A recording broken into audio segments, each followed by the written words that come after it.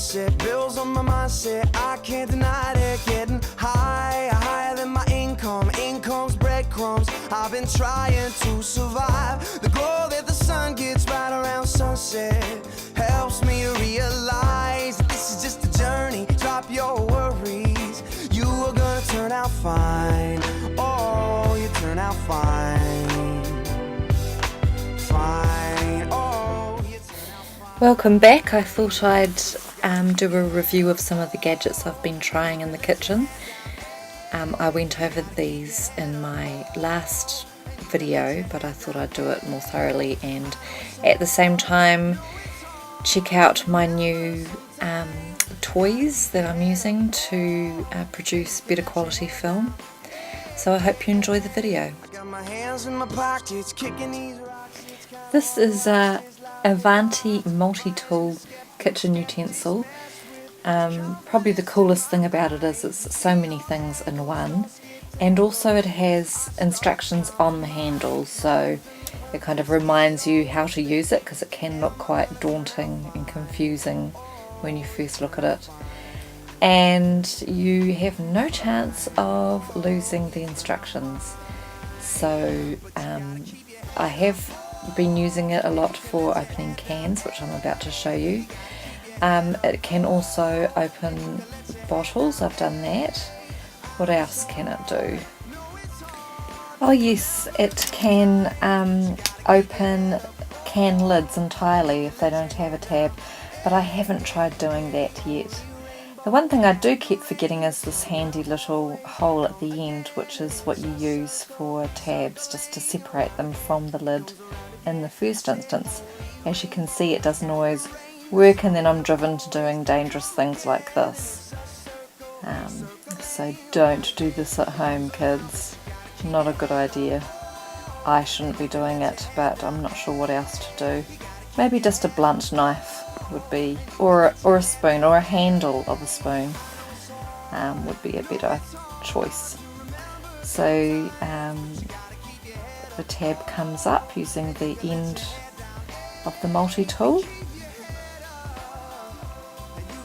and this is the first time I've actually had a problem getting it back off again, so I don't know if that's to do with the size of the tab. And at the other end of the multi-tool you've got these two little hook things that you can use to pull it different ways depending on where you need it to go. It's starting to come away now, and then I just give it a final tug and away it comes. So that's really handy. This is another kind of rocking knife. It's very sharp, so sharp it comes in its own case, and I've been a bit wary about using it, but I can see that it's got depth to it, depth to the blade, so that you can use it for apples and things like that.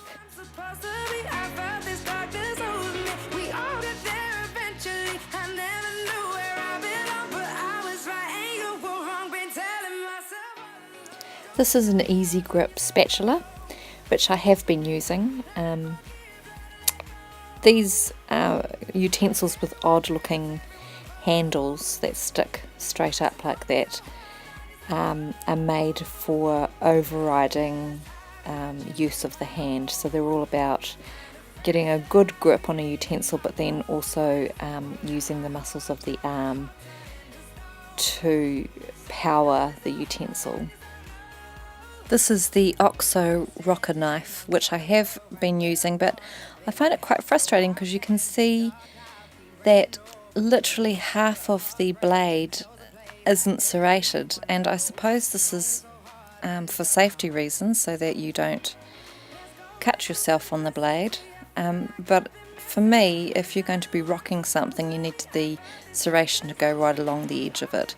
So I often find myself trying to cut with it, and I'm literally trying to cut something with a blunt knife. So I don't know whether I need to use it differently, or I'll have to keep trying with that one.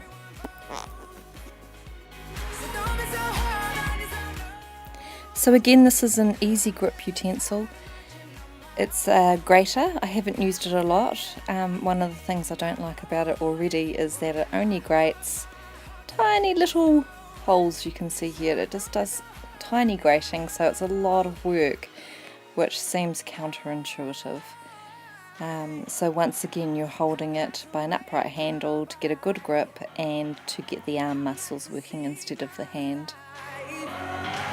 Through someone else's eyes, it's not an easy road.